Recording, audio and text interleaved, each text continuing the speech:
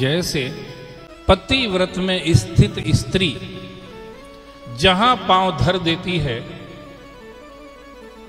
वो जगह पर सारे तीर्थों का महत्व प्रकट हो जाता है। सारे तीर्थों का महत्व उस स्थान पर प्रकट हो जाता है जहां वो पांव धर देती है। और उस रज को अगर कोई धारण कर ले, सारे तीर्थों की सेवा का फल उसको मिल जाता है।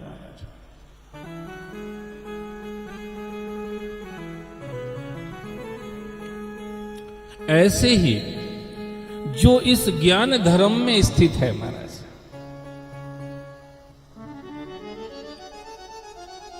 उसका जीवन इतना पवित्र रहता है, शुद्ध रहता है।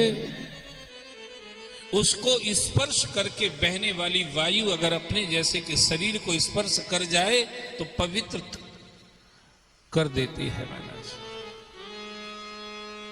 हमारे जीवन को पवित्र कर देती है।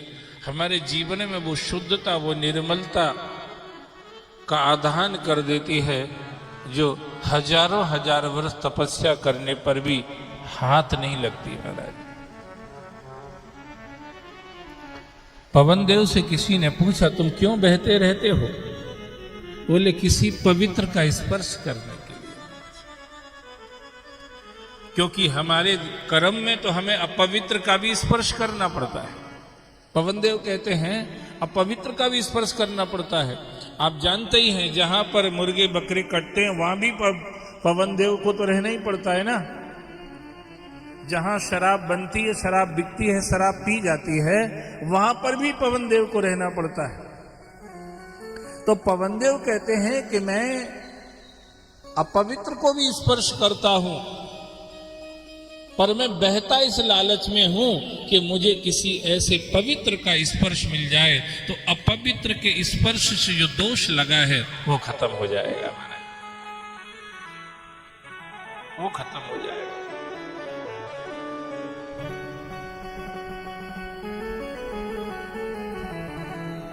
गंगा मैया से किसी ने पूछा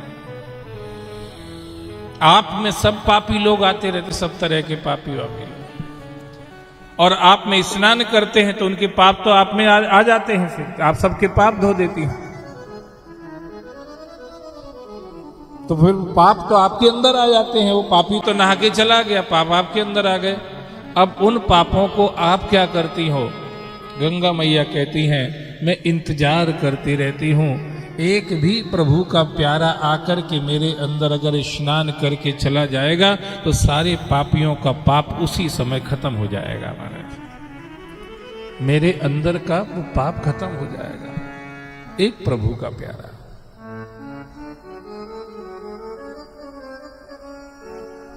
और वो कथा तो आप लोग जानते ही हो, मन चंगा तो कटौती में। सबसे बड़ी बात जो है वो यही है कि जीवन में हमारा जीवन भगवान के इर्द गिर्द ही हो महाराज। और वो कैसे संभव होता है? श्रद्धावान लभते ज्ञानम। जब हम श्रद्धा भाव से भगवत ज्ञान का श्रवण करते और उसको आत्मसात करते हैं,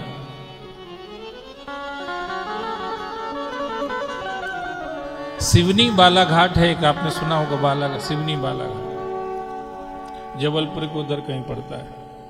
आज भी वहां पर एक जोड़ा ऐसा है, विश्वकर्मा है।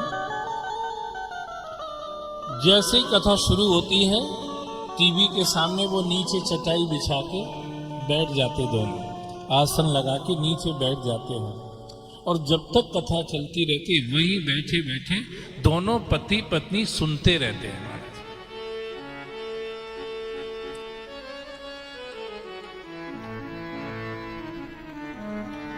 तो ये जो श्रद्धा है, अब बताइए सालों हो गए पर उनकी वही भावना वैसी की वैसी है। अब यहां से कितनी लगभग बहुत सारी 500-600 किलोमीटर दूरी पर होने पर भी ये श्रद्धा होती है। इस भावना से सत्संग सुनने पर ज्ञान ग्राह्य हो जाता है। ज्ञान अंतर आत्मा में आ जाता है।